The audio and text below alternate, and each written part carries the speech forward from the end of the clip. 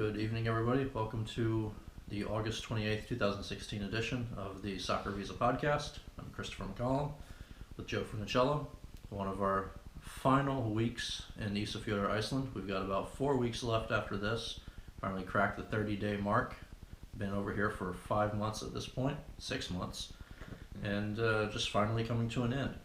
Had a big result yesterday against Magni from over in the Akureyri part of Iceland in the north, and it's a 4-2 result. It got a little bit heated at times, and there's some of the things that happened before that game, during that game, and then kind of looking back at it today after the fact.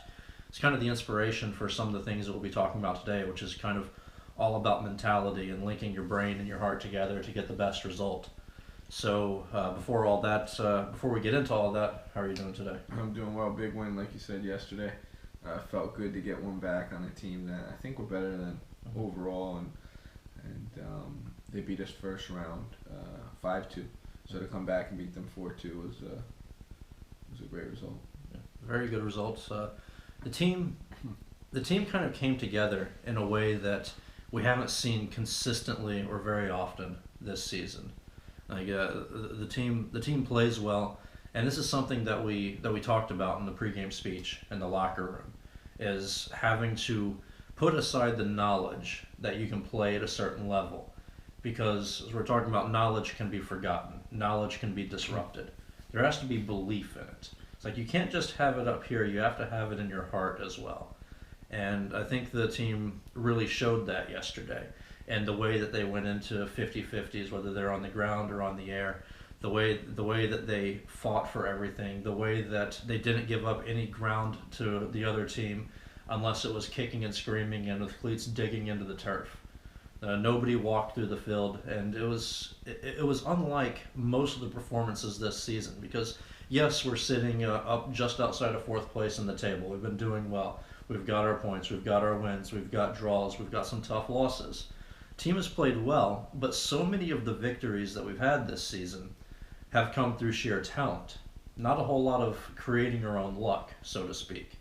Yesterday was really the most hallmark moment of just gutting out a victory, because it wasn't as dominant as the scoreline made it seem, because it was still in question all the way up to the end of the game. We grabbed a stoppage time fourth goal in order to create that final bit of separation, but it was all in all, it was a dogfight, and it was something that we've not got into too many scraps and come out on the positive side this season, is what I'm saying. So how do you think you mentally prepared the team going into it through the week to get them ready for a game that we knew was going to be tough, having been shellacked by the team in the first half of the season? In order to get that result back, to get those 3 points back, in order to prepare them for the fight that you knew it was going to be, what kind of mental preparation did you kind of instill into the boys in the days leading up to the game? I just think it was a different approach yesterday because of how important the game was. It was, listen, we know we can play the game. We know we're one of the better teams at keeping the ball, and technically and on the ball we're one of the better teams. But it doesn't always come down to that. It comes down to what's inside and fighting for the 3 points. I think a lot of teams in these lower leagues, they rely on, okay, we're not the most skillful, but we're going to grind these results out. So what I told the boys yesterday, that it really doesn't matter how you get the result. It's just that as long as you go out there and do the dirty things. And when I say dirty things, I don't mean by being dirty as a player, but doing the things people don't want to do. Track your runners. Go into a 50-50 ball with all you have, being switched on at all times. So it's just those little things that made them say, that they have to say as players, okay, these are the little things that are going to matter, and these are the little things that are going to get us this result. And they went out and they did those things, and we dominated the game, and we didn't even play our type of game. We played a end-to-end game where it was more of us just cleaning up their mistakes and getting back on the ball and pushing it down their throat. So it ended up working out. But it's just a mentality. Listen, you're not always going to be the best team in the league, in the game, but can you grind it out? And I think you hit the nail on the head when you said we created our own luck. Because all season we've been the better team, but we've failed to do little things. go into every 50-50 ball with everything we have, challenge for every ball, and luck's going the opposite way. Mm-hmm. This game, we fought, we did all the dirty little things, and luck went our way at times. Right. And ended up giving us the result. So. Right. Like we can point at, I believe it was the third goal of the game when left winger Victor Juliuson put a ball in from out by the sideline, deep towards the touchline, only maybe about 10-15 yards off the touchline. A ball that was meant to be swung into the box, hopefully to find a teammate's head, but mishit it just a little bit. It goes into but the back of the net. Boom, back of the net, far post, side netting. We'll take it. And that's the kind of luck that's gone against us this season. So it was nice to finally be able to see the ball bounce the other way, because so many times this season we've come off the field at halftime or at the end of the game, kind of head in our hands, wondering how exactly did that go wrong. And now, whether it was some sort of karma from the football gods or something else, we're able to dig out enough positivity on the mental side, as well as in our hearts out on the field, that things finally started turning the other direction. And it's not to turn the conversation metaphysical or to try to get into what are the word I'm looking for, superstitions or anything of that sort. But it was odd that we came out from the opening whistle just with the bit between our teeth, the players on the field, and luck started going our way. Well, when so many times it's been the opposite of this season. Yeah, I mean, they're a young bunch of boys, and even dealing with boys at our combine who are young and really don't have much experience in the game, really, in order to be successful, it's not always about doing things 100% perfect. Mm-hmm. It's about the work that gets you there. Mm-hmm. And I think a lot of players don't realize that. It's like the hard work and all those dirty little things you have to do and digging deep, being in the trenches, all that stuff prepares you for success. Right. Because once you make that a habit to work hard and to do those things that other people don't want to do, then that means talent. Mm-hmm. And you really can't lose. You always say it, hard work beats talent when talent doesn't work. Right. I mean, it's always said. And if you can have talent and a work ethic, you can't lose. Right. And it's a mindset. It's hard to describe, but it's a mindset, and you'll know. I mean, in a game as a player, you know, oh, I should have been there. There's times you recall in the game, I should have done that, or why didn't I go into that tackle, or why didn't I challenge for that header, mm-hmm. right? And you look back at those moments, and if you did do it, if you just said, you know what, I'm going to do this, I'm going to do that little thing, mm-hmm. It could be a big result. It could be a big turning point in the game. Right. And I don't think a lot of players understand that. And yesterday, they understood it. Right. So, sticking to the mentality side of it, so with you talking about reflection during the game, and I went through this a lot when I was a youth player, when I was coming up, especially U15, U16, U17, when my heart was starting to drop out of the game, because it was a bit of a roller coaster for me, and it was around 15, 16, 17 years old I started losing my heart for it. And there would be points during games where I'd think back 5-10 minutes, or maybe even just 2 plays behind, thinking if I went into a slide tackle right there, instead of just kind of giving the player space for him to end up playing a ball, they wouldn't have scored a goal. Or maybe if I went up and challenged for a header, it would have altered the outcome of something. And that ends up putting a player in a funk for the rest of the game, because now they're stuck looking behind them, wondering what if, instead of knowing that they did the right thing to begin with and using that to go forward. So at the same time, some players can go ahead and put those mistakes behind them and rectify them going forward. Exactly. It's all mental. It's all mental fortitude. It's mental strength. It's how a player is able to mentally adapt to a game. Even chasing the goal of becoming a soccer player, it's all mental, because there's going to be a lot of roadblocks and a lot of times where things happen in a negative way. But how strong can you be to continue pursuing that dream? Mm-hmm. And I think so many players aren't mentally. It comes down to that. Aren't mentally strong enough, because all the times they fail and all the time, excuse my language, that bullshit happens, and where something should have went right and it didn't, and they allow it to just build up till they can't take it anymore, and then they stop chasing the dream. There's no time. We always say there's no time limit. There's no right time to when it's going to happen. Your hard work is going to create opportunities, and that hard work needs to meet the right opportunity, and that's how it happens. Right. But so many players give up too soon or don't have the right mindset going into it. You know what I mean? It's like they give 100% for 2 years or 100% for 2 months, and then 75%. It doesn't work like that. Right. It's not a hobby. A hobby is something that you do for fun when you have the time to do it, when you have the funds for it. Something to get your mind off of life. A job, something you want to be successful in. Not even a job. Let's say you're playing at the high school, college, something you want to be successful at. You have to devote all your time to. Right. You have to make it a priority, not a hobby. Right. So it's a mindset. Of course. And a lot of players don't do that. So. Right. So let's talk for just and we'll get back to specifically combine focused things, but I want to talk about dealing with adversity mentally on the field.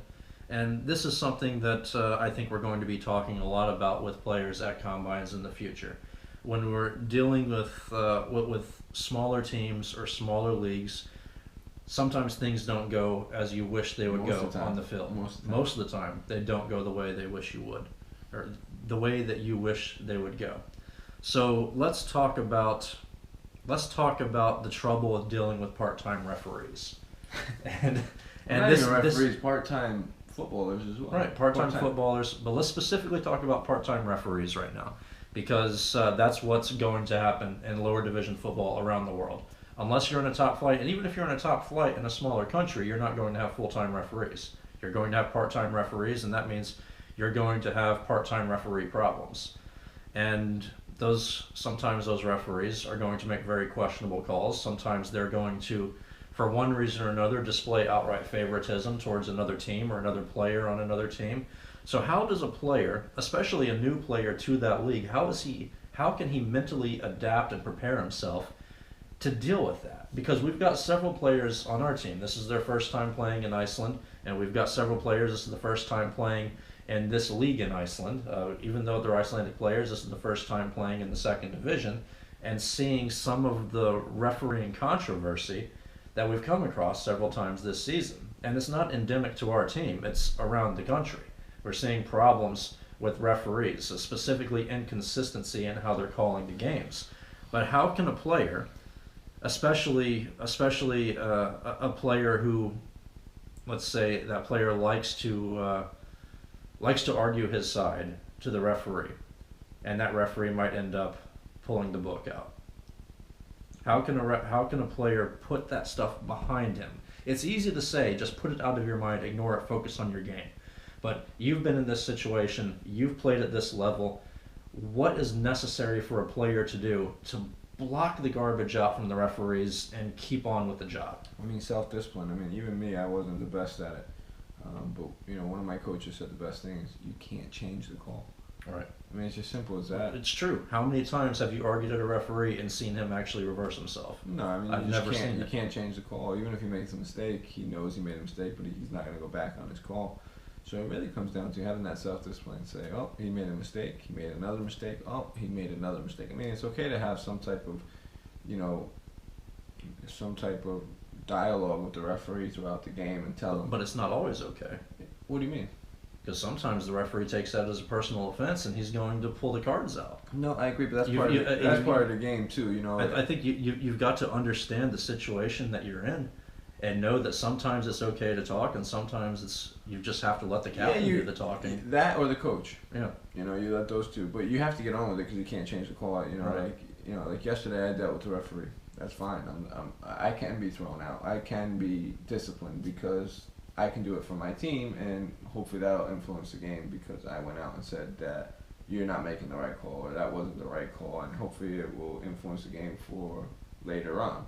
Right. But as a player, if you're not the captain or the coach, then you need to just get on with it because the time you're spending arguing, it means nothing to him. Right. It's just simple as that. You can't change the call. Mm-hmm. As simple as that. Have that self-discipline to understand that you just can't change the call no matter how much you argue, how blue in the face you get. It doesn't make a difference. Right. So what's the point of arguing? Get on with the game. Do the little things right. Continue to get stuck in. Continue to just play hard. Continue to be there, mentally focused. You know what I mean? And that's all you can do. Right.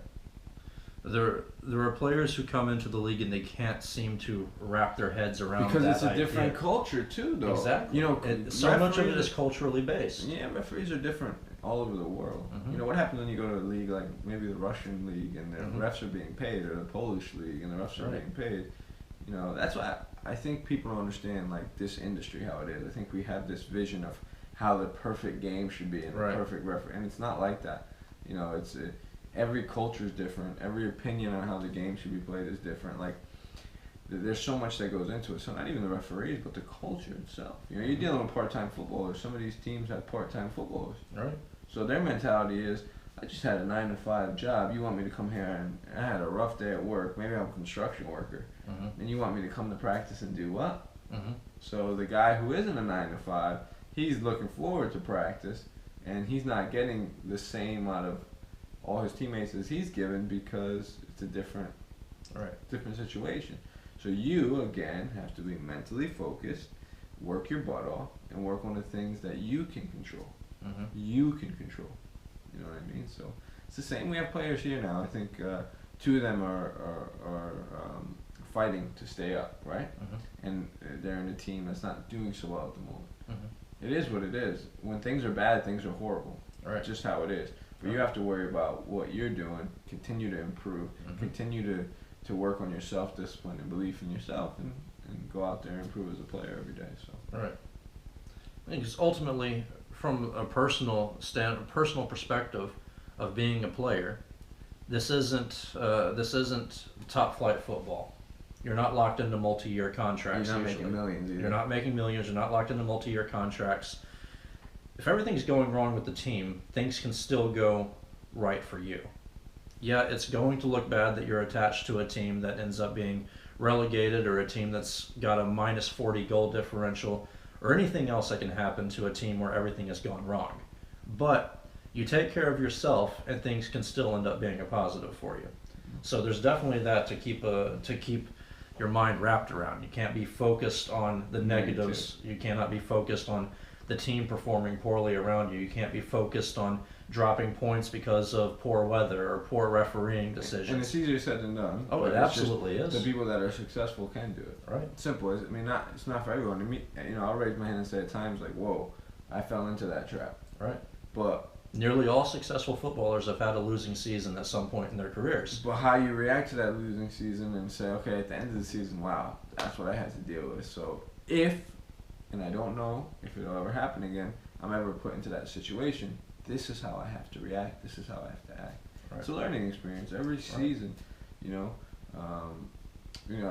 it's funny, Conor McGregor just fought Nate Diaz, right? And he won. And his coach said beforehand, last fight, it wasn't a loss, it was a lesson. And it's true, because you can go back and learn from losses. You can go back and learn from negative situations. So it's not the end of the world, you know what I mean? Right. I understand. So this kind of brings us around to combines we have coming up. We're 6 weeks away from the first ID camp in Danbury. And then that means we're 7 weeks from Richmond, 8 weeks from Bradenton, and only about 12 weeks out from our first East Coast Showcase, which is going to be up in Danbury, Connecticut. So with everything that we've learned, being over here in Iceland, being involved full-time in the professional game, from you as a coach for the first time and me being over here helping out with the team, and just kind of, we're wrapping our heads around it from a different perspective. So what is that going to mean for what we're going to expect out of players at combines going forward? Because obviously we have lessons to teach them. We have things that are going to be very important that they need to be hanging on to. Things that are going to be absolutely key if they want to get their careers off the ground.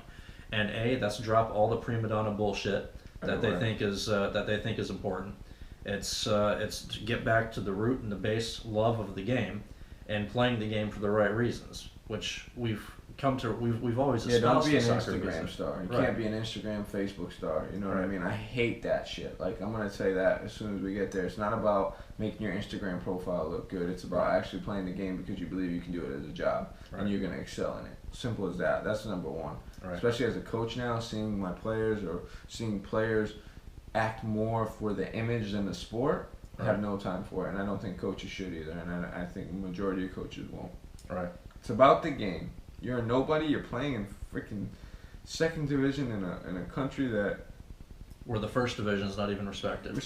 You're right. trying to build a name for yourself, and you're more worried about how many followers you get. All right. Or how many girls you can sleep with, or what party you should go to. All right. If that's your mindset, stay home. Don't want you to even come to the combine. All right. Simple as that. I want players that are going to go somewhere, can be mentally strong to say, wow, I have to live in a small town, work my butt off, and get results for myself with the team. In an environment that you're not going to be comfortable with, most likely.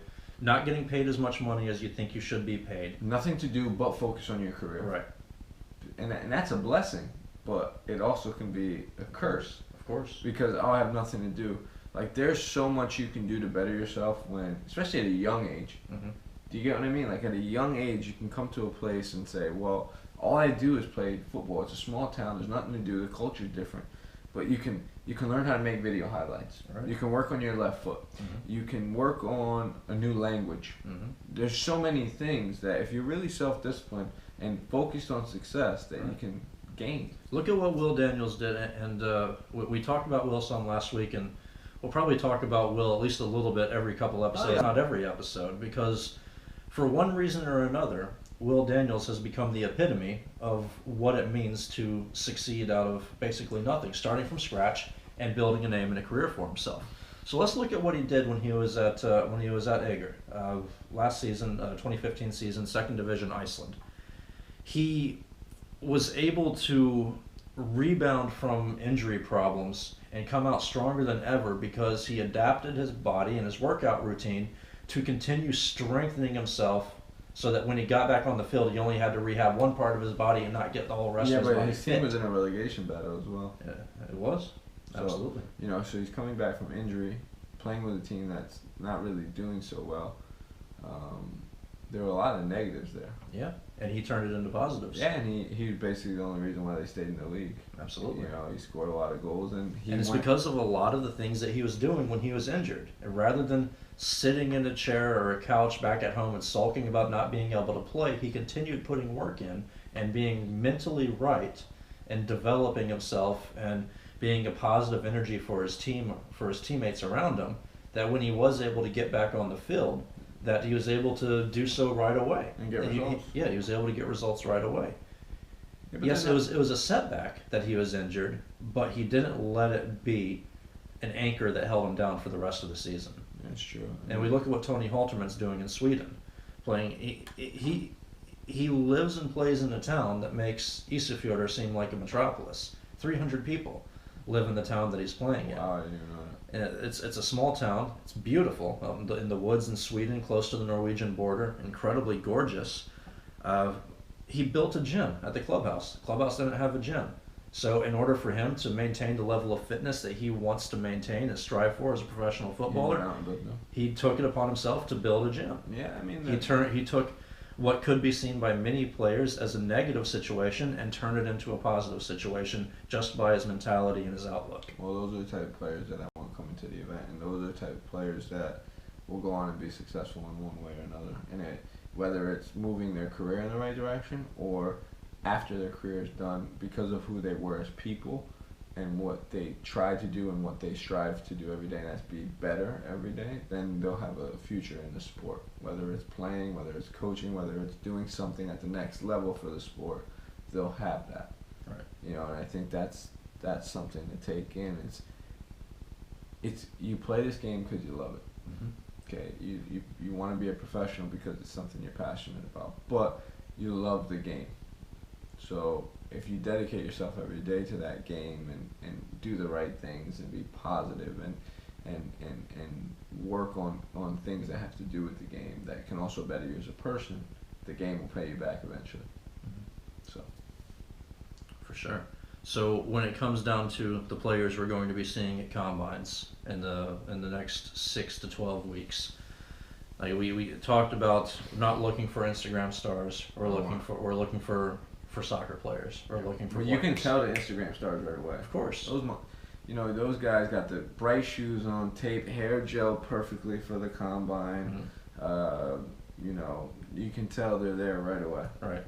So when it comes down to it, if we see you on the sideline with your front-facing camera, making your hair just right before you step on the field, there's going to be problems. Yeah, and we've had them at combines, and they've gone on to sign deals, and I've learned that those players have no place in the game. Right. They Or can't cut it at the professional They have level. place. No, they do. Technically speaking, but up here it's very different. 100%, you know, and they have to catch a lot of luck because not a lot of people are going to like who they are. Right. Now, the people are going to say, well, haters are going to hate, right? That's fine. But haters are going to hate if you're doing the right things and you're being humble anyway. But when you're like that, I just don't think there's a place for it. And especially at the SB Combine. Precisely. I'm looking at guys who are there, humble, hardworking, worried about doing the simple things right. You know, at the seminars, we can tell a lot. Yeah. Because the seminars is the guys that are there, like, focused. It reminds me, whenever I was in university or in class, first day of class, professor always says, I can tell who's going to be paying attention this semester and who's going to not be paying attention by the first class. Yeah. I always know when somebody is texting. I always know when somebody is falling asleep. I always know when somebody is involved in a side discussion with the person sitting next to them. That's what the professors told me my entire time through university, through law school, and everything. Sometimes I was that student, sometimes I was not that student. I went back and forth. But I really understand where they're coming from when we're giving lectures and seminars at combines now, when you're looking out over a crowd of 60 players. And you see 3 of them engaged. Three of them are engaged. Another 57. Others are asking if they can leave. Which actually has surprisingly happened. Do I need to be here for this? Can I leave? Yeah. I guess if you want to. If you're not getting anything of value from it, then sure. Yeah, I mean, I think a lot of players are in the game for the wrong reasons, and I think one of the goals I'll have for the company this year is to teach players that if you're, to kind of suss out those players, to make them understand they're in it for the wrong reasons. Right. Because it's part of what SoccerViza is about. We want players who are hungry and in it for the right reasons. If you're not, we're there to educate you and let you know you're there for the wrong reasons. Right. It gets me mad at the whole financial thing. Gets me going. And I'm not talking about combines. I'm talking about your career. It's like, well, I spent so much money on this. Like, why? I'm not going to keep spending money on it. And it's like, let me get this right. You go to college and you spend thousands upon thousands of dollars, right? To get a piece of paper that tells you can go get a job. 90% of the time, you don't even get that job that you're going after because you settle. Right, to get something else because your degree gets you out of college, but you usually go into a different field. Right. So do you understand that this is a job? It blows my mind. Like, do you understand this is a job? It's not a hobby. You have to spend money in order to make money. As simple as that. You have to get in front of people. These are your job interviews, whether it's a combine or a flight to Sweden, a flight to Mongolia, to get in front of people to build your resume, to get in the door of the workforce. And grind away so you can get to the next job and get that next promotion. Do you really understand that? Or do you think it's a sport? Because if you think it's a sport, you got the wrong mindset already. Right. Like, that's one of the things I can't wait to speak about at the combine. I think my whole seminar will change. Because coaching now made me realize that it's the play. It's really all up to you. It is. Because, looking back at it now as a coach, I got out of this league. I got transferred, and I don't understand, like, why he's better than me. But I really did. Those years, I just kept my mouth shut, my head down, and I just went out and tried to be the best version of me I could be. I didn't care about Instagram, didn't care about Facebook, photos. I just went out, worked my butt off, got my video highlights right, networked, did everything in my power in order to get a promotion. And it worked. And it worked. And there's just so many players that don't have that mindset. Oh, there's nothing to do, so I'm going to go out to see that girl. I'm going to go out and drink tonight. I'm going to go out and do something that, if it's usually frowned upon. You know what I mean? And I'd rather do that because it's fun than sitting at home and focusing on another day of everyone seeing me in this light, because perception is a lot, especially in this industry. So it is. So it's going to make for interesting revelations and interesting conversations at the combines we have coming up in October, November, and we're going to be going from coast to coast, hitting the Midwest, Chicago, Denver, Houston, and we're getting the West Coast lined up here pretty soon. It's going to be cool, this new format, because then we get to see